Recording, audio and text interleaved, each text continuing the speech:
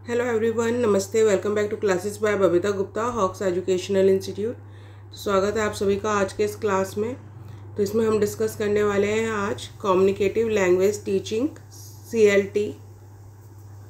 और ये टॉपिक बहुत ही इम्पॉर्टेंट है सभी बच्चों के लिए। लैंग्वेज से जुड़े हुए जो स्पेशली जब हम लैंग्वेज की बात करते हैं, जैसे पैडागोजी ऑफ इंग्लिश की बात हम कर रहे हैं, तो उसके अंदर CLT अप्रोच बहुत ही इम्पॉर्टेंट है।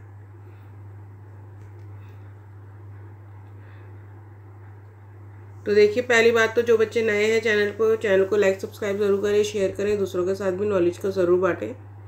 और ये टॉपिक आप लोगों का CTET, UPTET, STET, MPTET, REET, HPTET, JTET, APTET और जितने भी टेट एग्ज़ाम हैं आपके किसी भी स्टेट के, सभी के लिए बहुत इंपॉर्टेंट है। और इसके अलावा जो आपके DLED, BEd, MAd और UGC नेट एजुकेशन के अंदर आप लोगों का पैडागोजी ऑफ इंग्लिश सब्जेक्ट होता है, और इसके बाद साथ ही होता है आप लोगों का लैंग्वेज अक्रॉस द करिकुलम। तो इन सब्जेक्ट्स के लिए भी आप लोगों का ये टॉपिक बहुत ही इम्पॉर्टेंट है। CLT को हम बोलते हैं। और इससे पहले के जो प्रीवियस टॉपिक्स जो मैं आप लोगों के साथ में ऑलरेडी शेयर कर चुकी हूँ, वो सब आपको प्लेलिस्ट पर मिल जाएगा। तो प्लेलिस्ट पर जाकर आप उसको ज़रूर देखिएगा। तो क्योंकि काफ़ी कुछ मैं आप लोगों के साथ में शेयर कर चुकी हूँ, तो अब हर एक टॉपिक का नाम लेना इज़ नॉट पॉसिबल। तो इसलिए आप लोग प्लेलिस्ट पर जाइए। पैडागोजी ऑफ इंग्लिश की प्लेलिस्ट बनी हुई है आप लोगों के लिए। आपके लिए CDP की प्लेलिस्ट बनी हुई है। CTET पेपर 1, CTET पेपर 2 की प्लेलिस्ट आप लोगों के लिए बनी हुई है। जो बच्चे KVS, JSSB की तैयारी कर रहे हैं, उनके लिए भी प्लेलिस्ट है। तो आप लोग उस प्लेलिस्ट पर जाकर अपने एग्ज़ाम की तैयारी ज़रूर कीजिए। तो कुछ थ्योरीज़ मैंने आप लोगों को बताई थी, वो थ्योरीज़ भी आप लोग ज़रूर पढ़िए, क्योंकि आपके एग्ज़ाम्स के लिए, सभी एग्ज़ाम्स के लिए जो बच्चे टीचर बनने वाले हैं, बहुत ही इम्पॉर्टेंट हैं। जैसे कि मैंने आप लोगों को पियाजे की थ्योरी बताई थी। पियाजे की थ्योरी है आप लोगों की मोरल डेवलपमेंट और कोग्निटिव डेवलपमेंट दोनों की है। और moral development theory of Kohlberg है आप लोगों की। मल्टीपल इंटेलिजेंस थ्योरी है गार्डनर की आप लोगों की। वाइगॉस्की की थ्योरी है आप लोगों का। और जो अभी मैंने शेयर किया है एरिक्सन की थ्योरी है आप लोगों की, तो वो आप लोग ज़रूर देखिए। और उसमें आपको कुछ नहीं करना है। जैसे एरिक्सन की थ्योरी आपको देखनी है, तो आप उसमें सिर्फ ये इतना लिख दीजिए, Ericsson theory by Babita Gupta ma'am. आपको इजीली मिल जाएगा और आप अपनी स्टडी कीजिए, या फिर आप प्लेलिस्ट पर जाकर भी देख सकते हैं। तो देखिए, ये जो टॉपिक है हमारा कम्युनिकेटिव लैंग्वेज टीचिंग CLT है। और हम लोग इसका concept, characteristics, principles, role of teacher in classroom और role of learner in the classroom, ये सारी चीज़ें पढ़ेंगे। बट ये एक क्लास में पॉसिबल नहीं है, क्योंकि वीडियो बहुत ही लंबा हो जाता है फिर। तो इसलिए आज मैं कॉन्सेप्ट्स एंड कैरेक्टरिस्टिक्स आप लोगों के साथ में शेयर करूँगी, और उसके बाद नेक्स्ट क्लास में प्रिंसिपल आप लोगों के साथ में डिस्कस करूँगी। और देखिए, जो भी मैं वीडियोस अब तक आप लोगों के साथ में शेयर कर चुकी हूँ, क्लासेस ले चुकी हूँ, उनसे रिलेटेड अगर आपको कोई प्रॉब्लम होती है तो आप कमेंट बॉक्स में लिखकर पूछ सकते हैं। तो देख लेते हैं concept of communicative language teaching. Short form में इसको हम CLT बोलते हैं। The goal of the most of the method is to make the students able to communicate in the target language. तो देखिए, जितने भी हमारे लैंग्वेज के अंदर मेथड होते हैं, और इसी तरीके से ये मेथड है concept of communicative language teaching. तो ये जो मेथड्स होते हैं, इनका क्या मोटिव होता है, क्या गोल होता है, गोल यानी लक्ष्य। तो जो इनका लक्ष्य होता है वो होता है कि जो बच्चे हैं, जो भी टारगेट लैंग्वेज है उसमें वो कम्युनिकेट कर पाएँ, बात कर पाएँ। जैसे कि इंडिया के अंदर हम लोग मान के चले, हमारी टारगेट लैंग्वेज अगर इंग्लिश है, तो इंग्लिश को हम क्या करें, कम्युनिकेट कर पाएँ, उसमें बात हम कर पाएँ, उसमें चीज़ों को समझ पाएँ। ठीक है ना। In the 1970s, the educators tried to find out whether they were going to meet the goal of the student in a right way or not. यानी कि 1970 के अंदर जो एडुकेटर्स थे, तो उनका क्या, उन्होंने कोशिश किया ये जानने के लिए कि जो हमारा गोल है स्टूडेंट, और हमारा गोल क्या है कि जो स्टूडेंट्स हैं वो क्या है, सक्सेसफुल किसी भी लैंग्वेज में सक्सेस हो जाए। और सक्सेस का मतलब है कि उसमें रिटन और ओरल कम्युनिकेशन दोनों बच्चे अच्छे से कर पाए। तो उन्होंने यही देखना चाहा कि जो बच्चे हैं उनका और जो हमारा गोल है वो सही हो रहा है या नहीं हो रहा है, हम अपने लक्ष्य को पा रहे हैं या नहीं, और जो बच्चे हैं वो सही दिशा में लर्निंग हो रही है बच्चों की या नहीं हो रही है।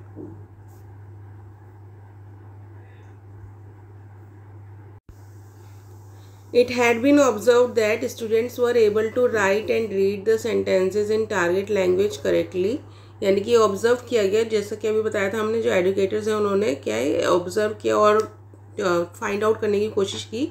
तो जब उन्होंने फाइंड आउट करने की कोशिश की तो उन्होंने ऑब्ज़र्व किया कि जो बच्चे हैं वो लिखने और पढ़ने में तो ठीक है, अच्छा पढ़ रहे हैं सेंटेंसेस को, यानी कि टारगेट लैंग्वेज जिसकी इंग्लिश का अभी मैंने बोला, तो इंग्लिश हमारी टारगेट लैंग्वेज है, तो उसमें वो लिख पा रहे हैं और पढ़ पा रहे हैं। But when it came to communicate in the target language they fail to do so. But जब बात कम्युनिकेशन की आई, बातचीत की आई, तो वो ऐसा नहीं कर पाए, उसमें वो फेल हो गए। It had been accepted by the educators that to be able to communicate in the target language, communicative competencies is required with linguistic competencies. तो ये बात जब एडुकेटर्स ने ऑब्जर्व किया कि जो बच्चे लिख और पढ़ तो पा रहे हैं पर कम्युनिकेट नहीं कर पा रहे, तो उन्होंने इस चीज़ को एक्सेप्ट किया कि जो बच्चे हैं वो टारगेट लैंग्वेज को कम में कम्युनिकेट करने के लिए अभी एबल नहीं है। उनको क्या है, हमें उनको एबल बनाना होगा और उनके अंदर कम्युनिकेटिव कॉम्पिटेंसीज जो हैं वो भी क्या है बहुत ज़रूरी है लिंग्विस्टिक कॉम्पिटेंसीज के साथ में। तो कॉम्पिटेंसीज क्या होती है, क्षमता। तो बातचीत और जो हम एक संचार हम आपस में करते हैं तो उसकी क्षमता भी बहुत ज़रूरी है, बच्चों के अंदर कॉम्पिटेंसी ज़रूरी है जो लिंग्विस्टिक कॉम्पिटेंसी के साथ साथ, क्योंकि लिंग्विस्टिक कॉम्पिटेंसी के अंदर क्या है, रिटर्न और आप लोगों का जो कम्युनिकेशन होता है ना वो आ जाता है। तो उसके साथ साथ कम्युनिकेशन होना भी बच्चों का बहुत ज़्यादा ज़रूरी है। There had been a shift from the linguistic structure-centered approach to communicative approach in the late 1970s and 80s. तो जब लेट 1970s और 80s में आए, यानी कि 1970 और 80 के दशक में, तब पहले क्या था, कौन सा स्ट्रक्चर चल रहा था, तब चल रहा था स्ट्रक्चर सेंटर्ड अप्रोच चल रही थी, यानी कि लिंग्विस्टिक स्ट्रक्चर ही बच्चों को सिखाने की कोशिश की जाती थी, यानी कि ग्रामर बस बच्चे लिखना सीख जाए, ठीक है ना। कम्युनिकेशन पे तब जोर नहीं दिया जाता था, पर उसमें क्या है तब लर्निंग को SCA से और क्या है शिफ्ट कर दिया गया, यानी कि जो स्ट्रक्चर बेस्ड लर्निंग हो रही थी उससे किस पे आ गए, कम्युनिकेशन अप्रोच पे आ गए कि हमें बच्चों को कम्युनिकेशन भी सिखाना है। और ये कब हुआ है, 1970 से 80s के बीच में हुआ है। The first theorist behind CLT is Noam Chomsky 1957-1965 who attacked behaviorist and structuralist view about language learning। तो सबसे पहले जो थ्योरी की जब हम बात करते हैं CLT के अंदर तो नोम चॉम्स्की की बात करते हैं। नोम चॉम्स्की की मैंने थ्योरी भी आप लोगों के साथ में शेयर की हुई है, जो कि पेडागोजी ऑफ इंग्लिश की ही प्लेलिस्ट में आप लोगों को मिल जाएगी। तो जो नोम चॉम्स्की थे इन्होंने फर्स्ट टाइम अटैक किया था बिहेवियरिस्ट पे, और जो स्ट्रक्चरिस्ट थे यानी कि जो कहते थे कि जो इंग्लिश है उसका स्ट्रक्चर आप लोगों को अच्छे से आना चाहिए लैंग्वेज लर्निंग के लिए।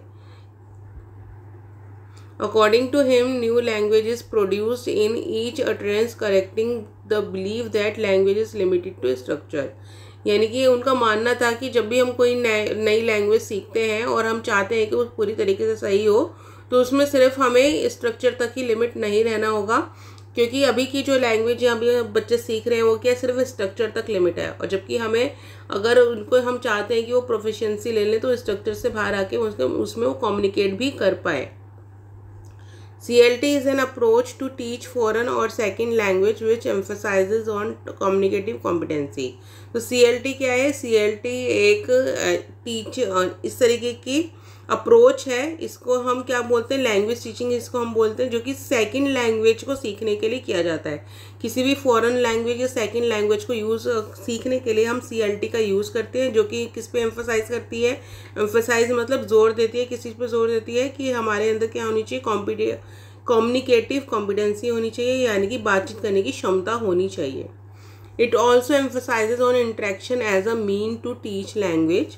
तो इन्होंने और किस चीज़ पे जोर देती है, इट और किस चीज़ पे एम्फसाइज कर रही है, ये इंटरेक्शन पे, कि एक जो है ना, आप जब आप किसी बात को सिखा रहे हो या कोई आप कुछ पढ़ा रहे हो, आप कोई लैंग्वेज से बच्चे को सिखा रहे हो, तो आपका इंटरेक्शन होना भी बहुत ज़रूरी है उस बच्चे के साथ में।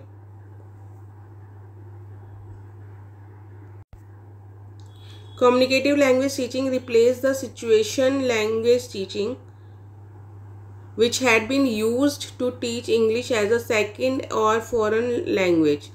यानी कि जो कम्युनिकेटिव लैंग्वेज टीचिंग है उसको क्या रिप्लेस कर दिया गया, किसकी जगह पे, सिचुएशन लैंग्वेज टीचिंग। यानी कि अब सिचुएशन लैंग्वेज टीचिंग नहीं कराई जा रही है, या स्ट्रक्चरल लैंग्वेज टीचिंग भी इसको हम बोलते थे, कि उसको नहीं कराया जा रहा है कि सिर्फ आप इंग्लिश, जैसे इंग्लिश लैंग्वेज सीखने हो सिर्फ उसका स्ट्रक्चर सिखा दें, बल्कि आपको कम्युनिकेशन पे भी जोर देना है। और इसी से क्या है, हम कोई भी सेकंड लैंग्वेज या इंग्लिश की अगर हम बात करें, English as a second language या फॉरेन लैंग्वेज, उसको हम सीख पाएंगे और उसको यूज़ कर पाएंगे।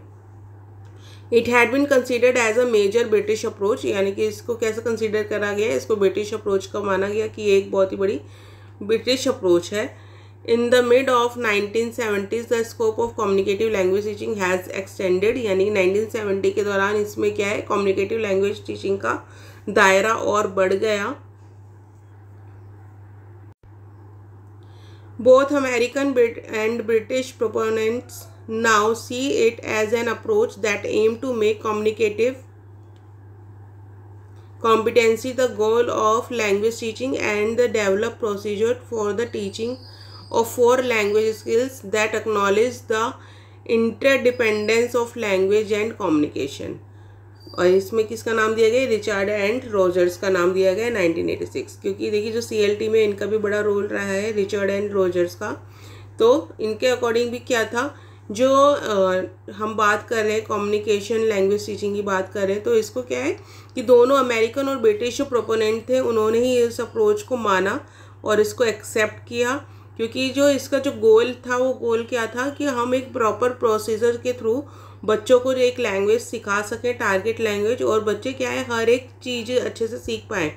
हम जब भी लैंग्वेज की बात करते हैं तो हम 4 स्किल्स की बात करते हैं। 4 स्किल्स हमारे कौन से हैं, 4 लैंग्वेज स्किल्स, जिसमें हमारा राइटिंग आता है, रीडिंग आता है और लिसनिंग एंड स्पीकिंग, ये 4 चीज़ें आती हैं। तो इन चारों चीज़ों में क्या है, अगर हम इस अप्रोच से चलेंगे तो बच्चे इसमें कम्युनिकेट कर पाएंगे और इंटरडिपेंडेंस इन लैंग्वेजेस में वो कर पाएंगे, यानी कि अब वो उनको किसी पे डिपेंड नहीं रहना पड़ेगा और वो बेझिझक उस चीज़ को बोल भी सकते हैं, यूज़ कर सकते हैं अच्छे से।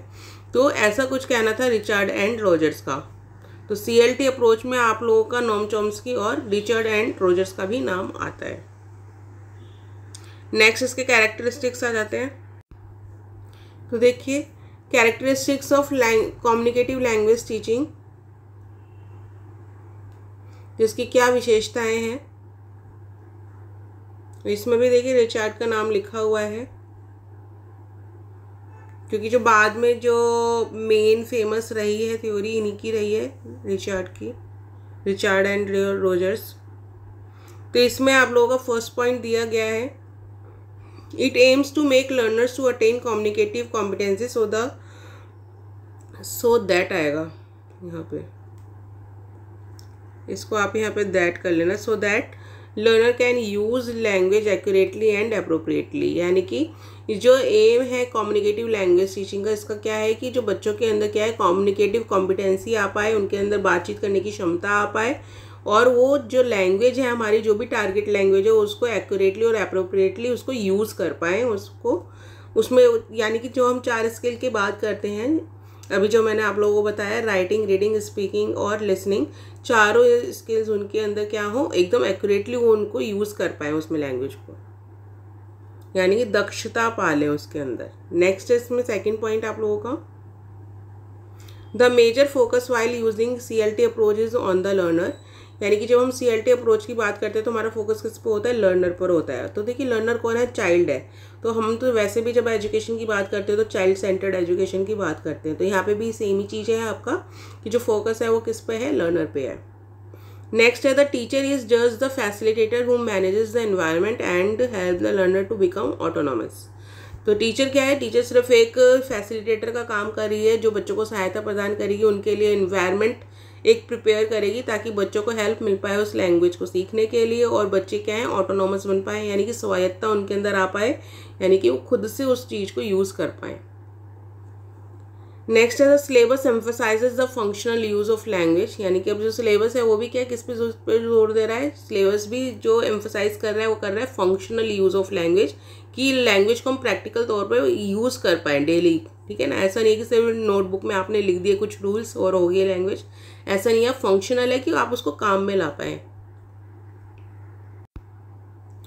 नेक्स्ट है इसमें आप लोगों का task and activities which are assign to the learners have purposes and meaningful, और मीनिंग्स, यानी कि इसमें क्या है कि जो भी बच्चों को टास्क और एक्टिविटीज़ दी जाती हैं CLT के अंदर, जिसमें हम कम्युनिकेटिव लैंग्वेज टीचिंग की बात करते हैं, तो उसके अंदर जो भी बच्चों को टास्क एंड एक्टिविटीज़ दी जा रही हैं वो कैसी होती है, पर्पसफुल और मीनिंगफुल होती हैं, ताकि जो बच्चे हैं उनसे कोई प्रोडक्टिविटी कर पाएँ, उनसे कुछ चीज़ें सीख पाएँ।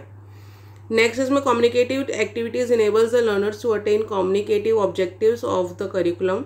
तो जो कम्युनिकेटिव एक्टिविटीज़ हैं हम बच्चों को करवाते हैं वो इनेबल करती हैं बच्चों को कि वो कम्युनिकेटिव ऑब्जेक्टिव्स पा सके करिकुलम के अंदर। और करिकुलम के अंदर कम्युनिकेटिव ऑब्जेक्टिव्स क्या हैं, जिसमें कि बच्चे क्या है कम्युनिकेटिव कॉम्पिटेंसी पा सके, यानी कि बातचीत करने की क्षमता उसके अंदर हो।